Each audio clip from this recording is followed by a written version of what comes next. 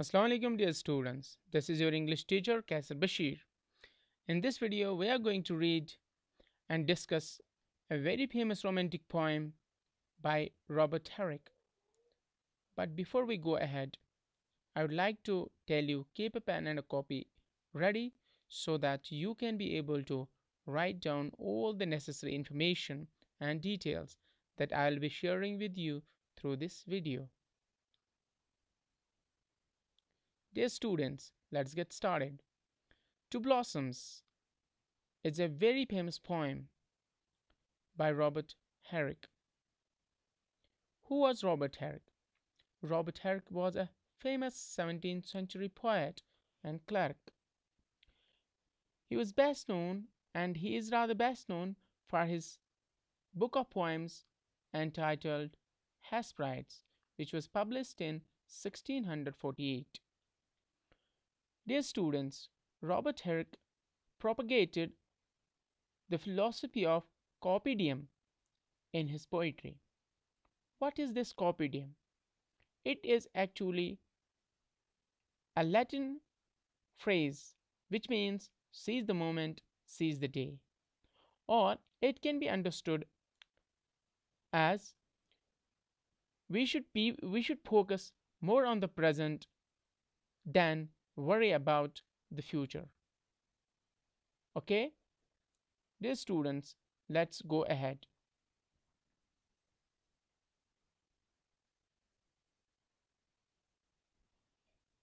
Here is a picture that I have given for you so that you can guess what the poem is or what the poem will be about.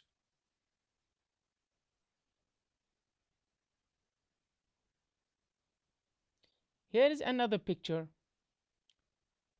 Correlate these two pictures and try to get the idea whether the poem is really about blossoms or the poet is actually trying to communicate something else, is trying to give a different message through this poem. Dear students, after seeing these two pictures, can you guess what the poem is about? Are human beings beautiful, delicate, and short lived as these blossoms are?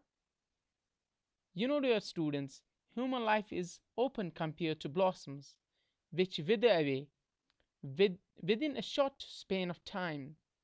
We wish the blossoms to stay longer, but it's not so. Let's read the poem. Dear students, this poem consists of three stanzas. Each stanza has 6 lines with a definite rhyme scheme.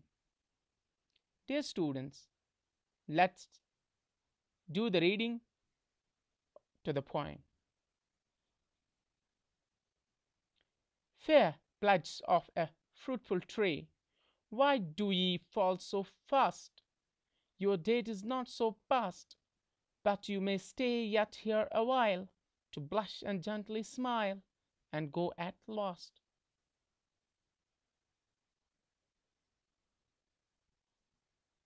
Next stanza. What? Were you born to be an hour or half's delight, and so to bid good night?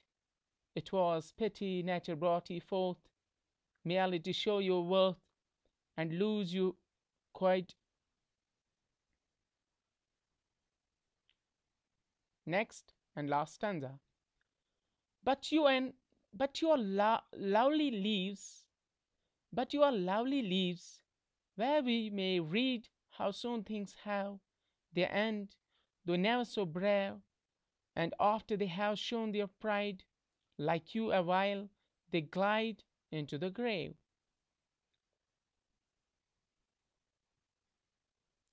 Dear students, let's now try to interpret and explain these stanzas one by one. Fair pledges of a fruitful tree, why do ye fall so fast? You know, dear students, in the first lines, in the very first lines, the poet addresses the flowers. The poet addresses these blossoms and calls them fair plaids. Fair means beautiful, charming, lovely. Plaids means promises. But we can understand it like this, that these flowers are beautiful and they are promising. So the poet, so the speaker of the poem or the poet says that uh, uh, calls these flowers as beautiful and promising of a fruitful tree. And why fruitful? Because there are n number of, or we can say, flowers have grown in abundance on the tree, and this fruitful shows is an indication of a rich crop. So he addresses these flowers as beautiful, fair, charming and promising, flowers, okay, and who have grown in which have grown in abundance on the tree. But then he, you know, asks them, because he feels very sorry, because he feels very sad when he sees that these flowers are shutting down, they are falling down, okay. So that's why he asks them, why do ye fall so fast? Why are you falling down so quickly? Why are you shutting down so quickly? Okay, your date is not so past, death has not come to you yet. And death is very far. Why are you for example, falling down? And your date of death has not come yet. Your date of death has not come yet. But you may stay here, you may stay yet here a while, and you have still some time to live. You can still live, you can still stay, you can still stay and do what? To blush and gently smile, and um, make the surroundings more beautiful, make the garden more beautiful, okay, and go at last. And when your time will come, at that time nobody will stop you. At that time you can go. Dear students, in this entire stanza, the poet actually wants to tell us that he has seen a plenty, or n number of, or numerous, or we can say flowers in abundance, that have which have grown on a tree. And those flowers were looking beautiful, they were looking promising, they were looking charming. But at the same time, the poet saw that the flowers were falling down, they were shutting down. That's why he posed a question. He addressed them that, why are you, for example, falling down? Why are you shutting down? Though your death has not come yet, okay, death has not come yet for you, okay. So then he addresses them, he suggests them that you can still stay, you can still you know uh, make the surroundings beautiful, make the garden beautiful. And when the death will come to you, at that time nobody will stop you. You can leave that time, you can fall down that time, okay. Now, dear students, let's now focus on the, or stress on the, or just have a look on the poetic devices. You can see, dear students, here fur, fur, fur, and fur. This is actually, this technique is called alliteration. What's an alliteration? Rhythmic repetition of consonant sounds in a line. When consonant sounds or consonant letters are repeated in a line, especially when the initial letter of a word, initial consonant of a word is repeated. For example, see the fur, fur, fur, and fur. They are initial letters and initial sounds as well, and they are repeated. And when this is repeated in a line or in lines, that this technique is called alliteration. So we have the first poetic device here, this called alliteration. Okay, dear students, now let's move on. We have another poetic device here in the poem, that is personification. What's personification? When human qualities are given to non-human, okay, when human qualities are given to non-human, like what are our qualities? We laugh, we smile, we talk, But when we give these qualities, or we feel when we give all these qualities, all these, for example, attributions to whom, to the non-living or to the non-human, this process is called, or this technique, using of this technique is called personification. Okay, so you can see here, to blush and gently smile, this is the quality of human beings. They blush and they smile. Okay, sometimes gently, sometimes not not gently. Okay, so this is actually a device called personification, right? Let's move on. What, were you born to be an hour or half's delight, and so to bid good night? It's pity nature brought you forth merely to show your worth and lose you quite. Dear students, you can see the expression. What? The poet expresses shock. He feels shocked when he sees these blossoms are falling down. They are for example, uh, uh, fading. They are fading, they are withering. Okay, so that's why he expresses a shock. Why he expresses a shock and a surprise? Why? When he sees these flowers falling down, okay, from the tree, and he wonders if the blossoms were born merely for an hour or half's delight.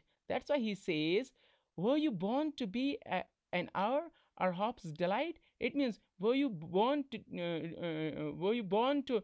bloom and then wither away in no time, and so to bid goodbye or good night, so to bid adieu to the world. So he expresses his surprise about whom, about these flowers who have just blown, who have just blossomed, and now are, for example, readying to leave, now are readying to just die. Okay, so the poet feels pity. Now the poet feels pity for whom? He feels pity for these flowers and says, nature brought you forth merely to show your worth and lose you quite. The poet calls it a pity that nature has brought them forth merely to show their beauty for a while and then lose them forever. Here the poet expresses his grief that such lovely things as blossoms have so short a life to live. Dear students, you can see, merely to show your worth. Worth here means beauty. Worth here means beauty. So the poet says that they had just come for a short period of time to show their beauty and then leave. Dear students, let's have a look on the last and final stanza of the poem. But you are lovely leaves, where we may read how soon things have their end, though never so brave, and after they have shown their pride, like you awhile, they glide into the grave. Dear students, here the poet compares the lovely blossoms, calling them you are lovely leaves. He compares these lovely blossoms, lovely flowers of a tree, to the leaves of a book, to the leaves of a book. He says that in these leaves we can read how soon things have their end. Okay, the poet pays a tribute to the beauty of the blossoms by saying that no other thing can ever be, no other thing can ever be as bright and colorful, as bright, as beautiful, as charming, as colorful as the blossoms. But all the things of beauty have the same fate. All the things of beauty have the same destiny, have the same destiny. After they have shown their beauty for a while, they glide into the grave. You can see, after they have shown their pride. Pride here means youth. After they have shown their pride, okay, like you, a while, like you, they glide, they move where? Into the grave. It means after they show for some times their pride, their youth, and then they fall down and die.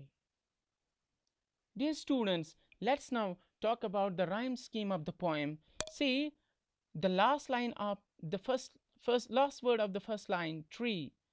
Okay, then the last word of the second line, fast.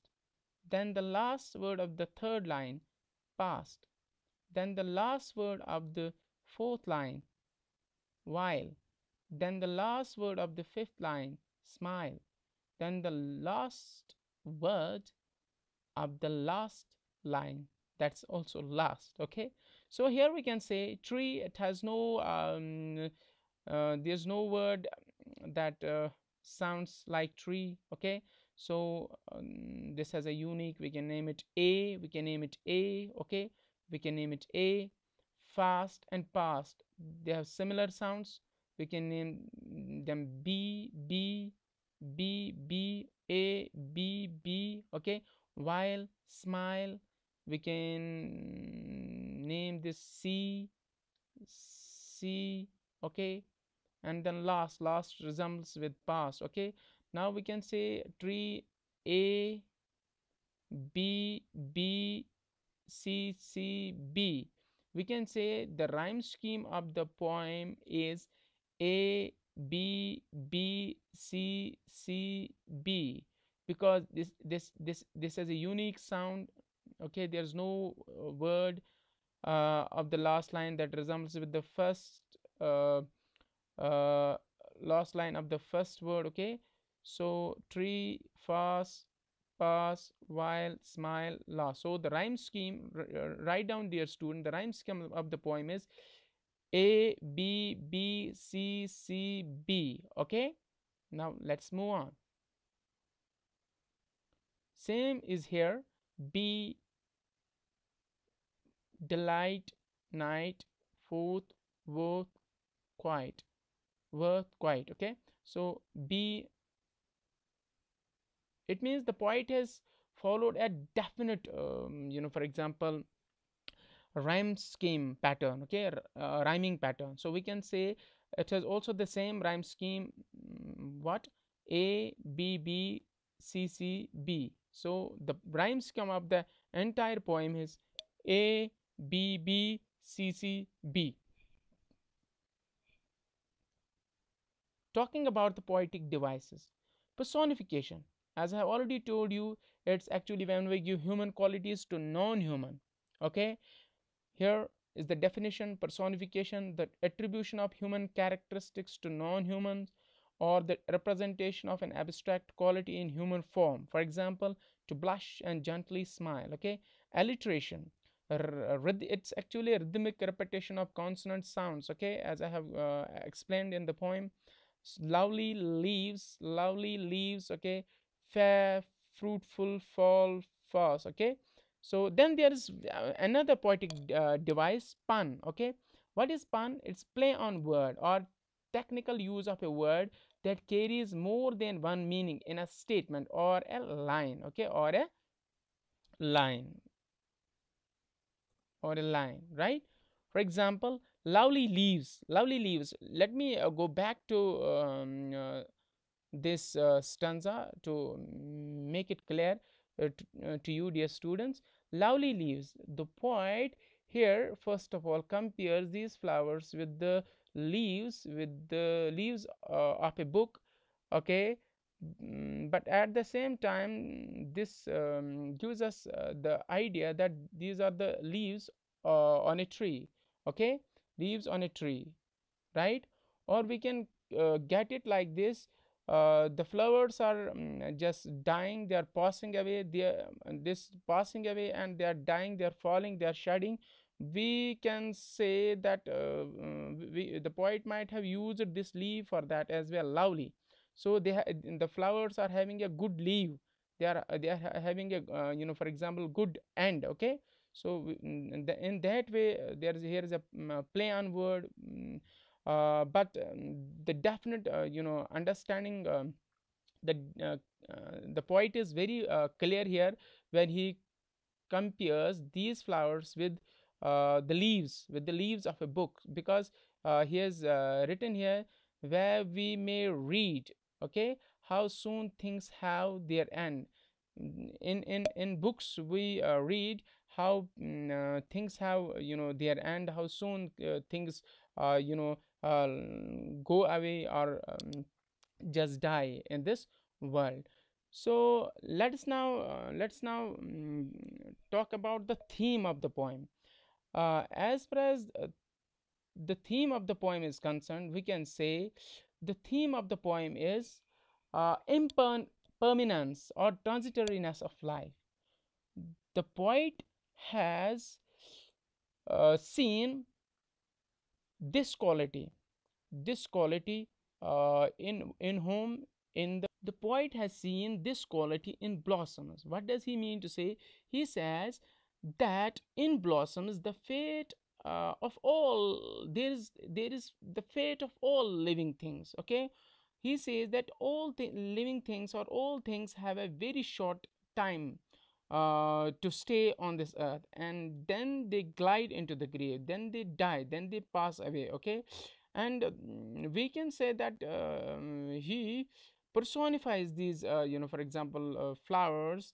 He actually wants to tell us that these flowers are like humans who come into this world, stay for some time, and then pass away, giving us a notion that everybody has to leave this world. Everybody has to, for example, leave this world, die. In this world everybody has to die. Though he comes, though he shows his worth, though he shows his youth, though he shows his, for example, energy, though he shows, contributes, to the world, but at the end he has to die. So he gives us a notion of transitoriness of life. He tells us that life is impermanence. So we can say the theme of the blossoms is impermanence of all life on this earth.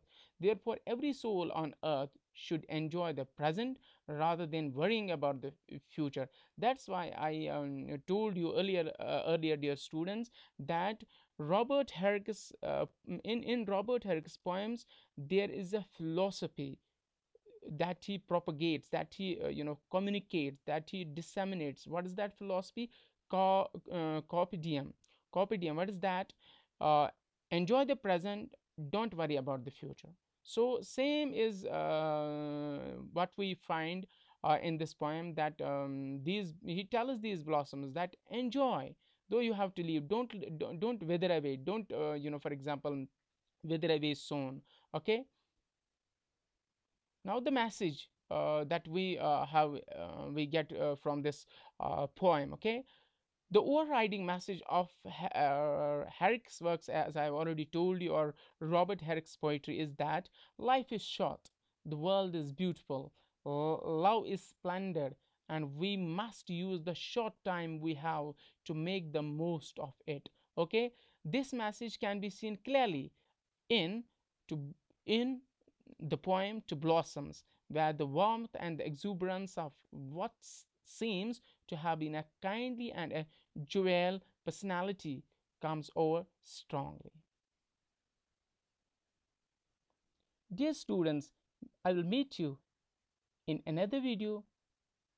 Till then, Khuda Hafiz. Thank you.